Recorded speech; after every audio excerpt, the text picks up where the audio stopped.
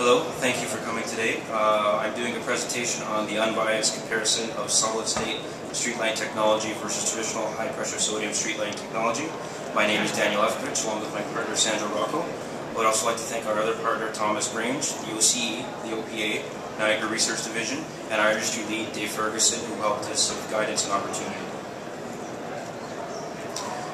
In this project, the group has performed an unbiased test through equal research and testing of HPS high-pressure sodium lights and light-emitting diode LED lights that have been employed through the City of Welland.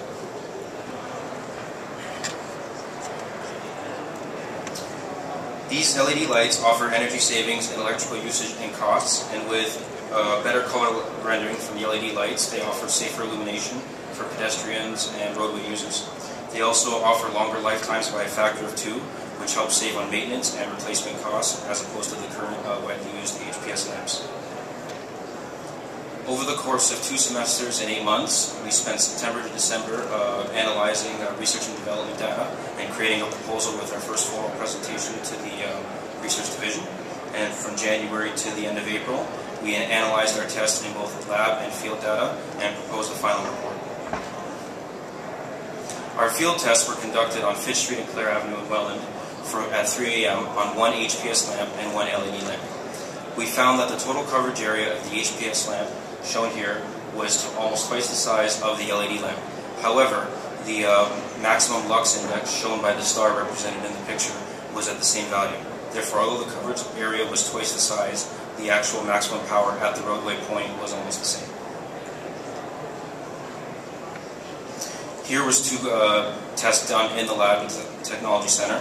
The top right graph indicates HPS and LED current draw and lux over time.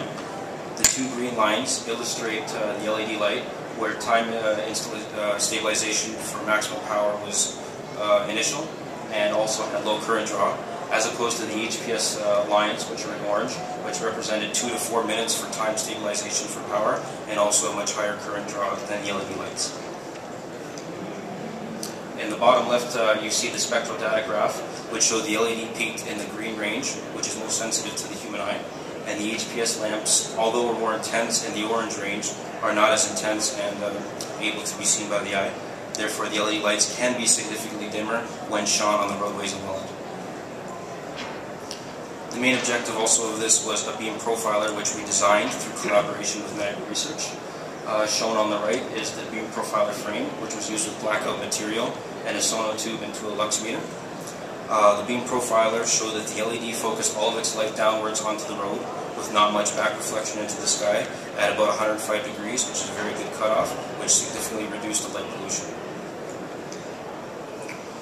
Through the project, we were able to develop our professional laboratory skills with collaboration with our industry partner and also through meeting other contacts and facilities throughout Niagara. This included weekly meetings with our faculty lead, monthly meetings with our industry partner, presentations and formal correspondence. Our dedication to this project had allowed us to complete all the tasks we set out to do.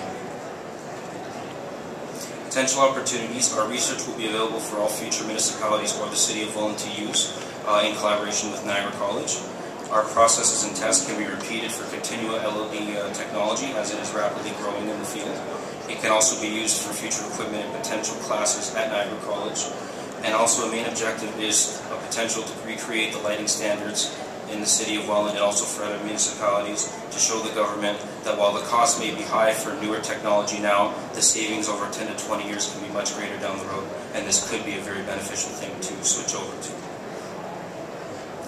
The overall benefits were we learned the importance to work within a time budget, develop standardized testing procedures and research the current ones, maintain consistent quality in our research, and be open to faculty criticism.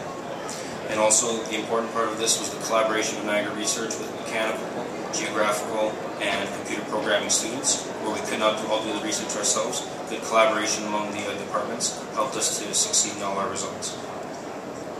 Thank you for listening to me today, and if you should provide any further information, we are in aisle 300 at our booth. Thank you for your time.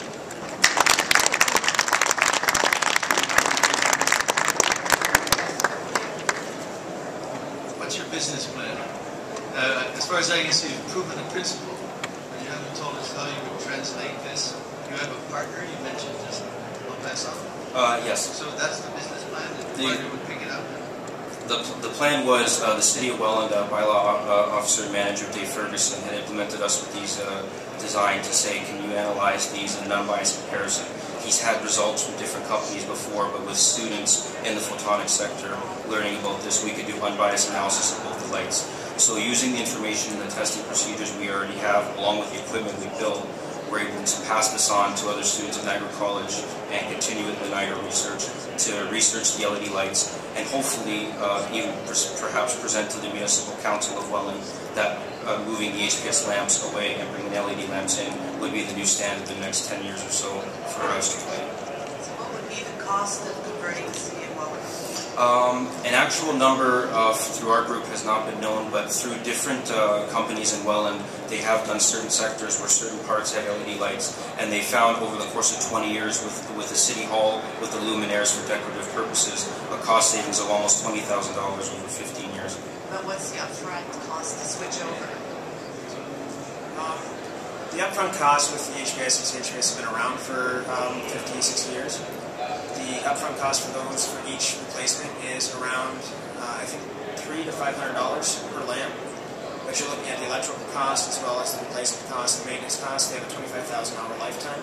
With the LED, the upfront cost is you're looking just above $1,000, but you're saving almost twice the cost in electrical usage and energy, and you're saving twice the cost of replacements, since the average lifetime of those is $50,000. So we have a double the amount of lifetime, which allows for a reduction of almost 50%.